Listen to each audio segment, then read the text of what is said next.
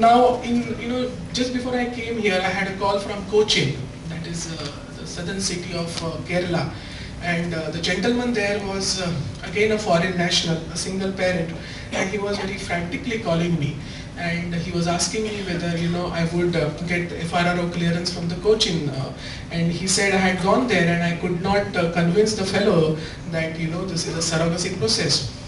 So that makes me wonder that surrogacy is restricted only to few of the major cities in country, and hence the FRRO offices in these countries like Delhi, Mumbai, Chennai and Bangalore, they all know what surrogacy is. So they have been sensitized. The doctors have taken the pains of going and meeting the officers, and they have sensitized them, and they understand what is the process of surrogacy. They understand what are the intended parents. They understand the language of the contract.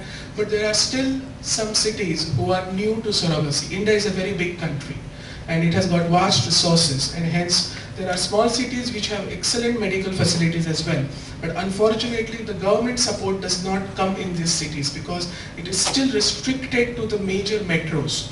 And hence, before selecting a clinic, I would always advise you to look at the metros first, because that is where the convenience is, and that is where the hassle is very, very less. And hence, it is very important that you select a good city, because unlike cost may be a factor. It is a very important factor. As far as India is concerned, cost is the major factor.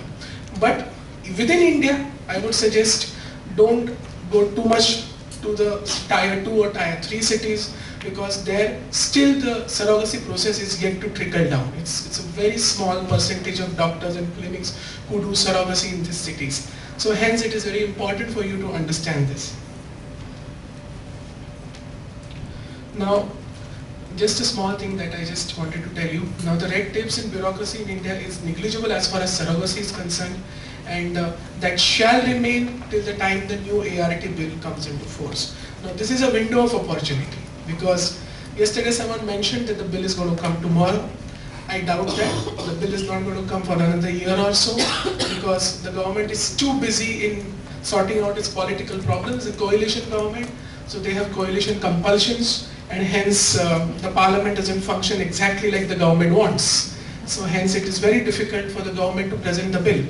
Well, again, the bill, I'm not too sure whether the bill has been already presented in the parliament or no. Maybe the colleagues from Delhi would be able to answer this question better, because I'm in Mumbai, I'm not in the power center, I'm in the commercial capital. Maybe Dr. Shivani would be able to help you on that.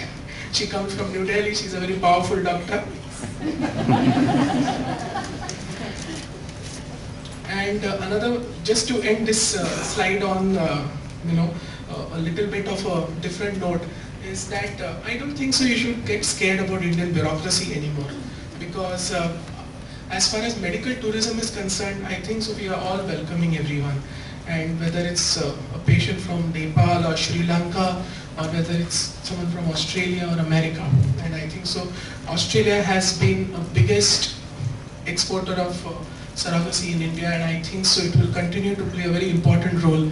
And I can assure, if you take an opinion poll, I'm sure Surrogacy Australia will soon do that exercise. And if you ask your members or your patrons as to what are the difficulties that they face in India, I can assure you that we'll take it up with the concerned authorities. And whatever little influence or whatever little access we have with the government, I'm sure Stephen has a better access with the government than I do in India. But he will be able to influence the government here more better than I can influence the government of India. But I'm sure we can do something.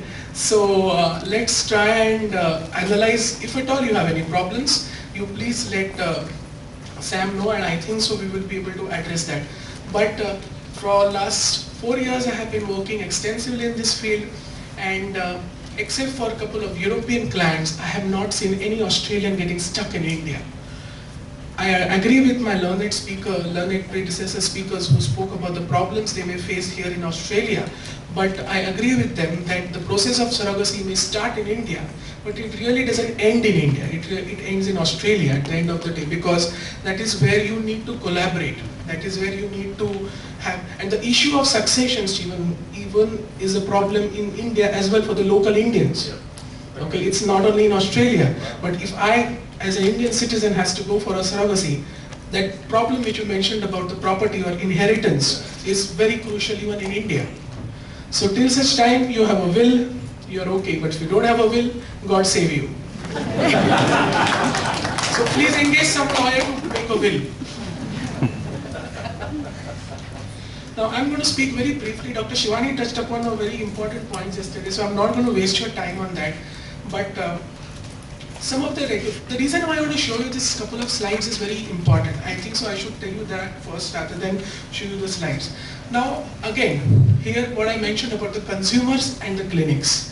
Now the bill which has been drafted by the doctors. This is the first time in India that a bill has come in the process of formation, which has been drafted by the expert doctors, not by the lawyers. Out of the many people who were in the committee of drafting the bill, only one lawyer was there and everyone else was a doctor. So you can imagine the language, the phrase, the problems are all medical related and they have all factored that into it. Let me assure you that this bill will not get passed in this form because our government and our parliament is not very generous, because our politicians would want their own way in. So though the skeleton may remain, but the flesh and blood would change. I can assure you that. Because in the last 60 years of our independence, no bill has got passed without getting modified. So I don't see any reason why this bill should go through without any problems. It will have a problem, and the kind of problems it will have social issues, moral issues and legal issues. But being a democratic republic, the moral issues and the religious issues are not very fundamental.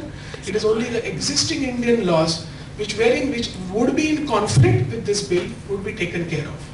So I don't think so people should bother too much about the religious views or the moral views or ethical views. Surrogacy is legal. Like Dr. Shivani mentioned yesterday in her presentation, the Honorable Supreme Court of India has held the commercial surrogacy as legal. Article 141 of the Constitution of India says that every judgment passed by the Supreme Court is a law of the land. So till the time the government comes out with this bill, that judgment which was delivered in Manji baby's case, that is a Japanese baby's case, would hold as a law of the land. So hence, I'm not too worried about the legality, so not a problem. But there are some provisions which you would be very happy to know, which the clinics will have to follow, which would give more of a responsibility and which would probably convince your governments to be little more flexible, basically. Yeah, just 2 minutes. You gave me 2 presentations, everyone got just 1. Okay? That's really not fair. They're doing this to lawyers. They're doing this to lawyers. What would happen to others? Okay, I'm not going to. Okay, just very briefly. This is for the clinics. They have created a national advisory board. So all the medical policies will have to be drafted by them. How many embryos to be transferred will be decided by the authority. What medical procedure, what circumstances, the donors, how much information to be disclosed, everything will be done by them. Now, state board. This is very important. Under the national code, every state in India will have a state board. This board has a power of a civil code, which means that the clinic which you go may be raided anytime if they do anything illegal, if they do anything unethical or whatever the board may feel. So it's like a civil code.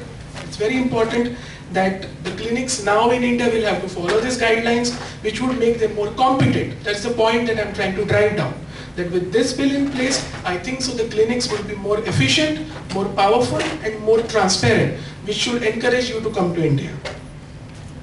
Now this is a registration authority. I feel this is another important landmark step. If it comes into the place, we will have a data of how many surrogacy cases has happened, how many surrogates have registered. Every clinic is bound to give information to the registry so that every surrogacy case done in India is recorded, which again is a very part of being transparent. I'm not going to take this. I'm going to just go to the donor now. Okay. Now this is very important, I feel, and I just want to ask some of the lawyers here only one question, including Sam. Now, can share, can't share. Okay. Now, I think so. Yesterday, someone took you across to the information which can be shared with the couples about the donor. Now, sharing a picture, does it amount to sharing of breach of confidentiality? Because as per the new act, it is upon it's the duty of the bank, ART bank, to maintain the confidentiality of the donor. Now we can mention the identity. Now what does identity mean is not been defined. So most of our clinics send the pictures to the IPs. Now I feel that's a breach of confidentiality, because you can trace a person with a picture, because there is a unique identification project going on in India where every Indian is asked to come and give a picture, and a biometric thumb impression is going to be like a card. It's an identity card. Now with that registry coming into place, showing of pictures may be a history.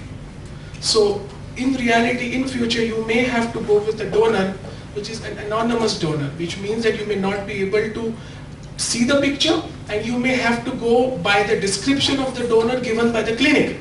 So you may have to trust them with their judgment. Baby pictures, Amit? That's what. Baby pictures may not be a problem, Dr. Shivani. I think so. That's a very good way of tackling this issue. Now, I think so. Thanks to Sam, I'm going to just skip across everything. I'm so scared of him now. Okay.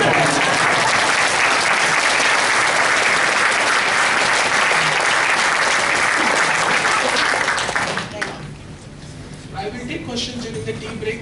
I think so.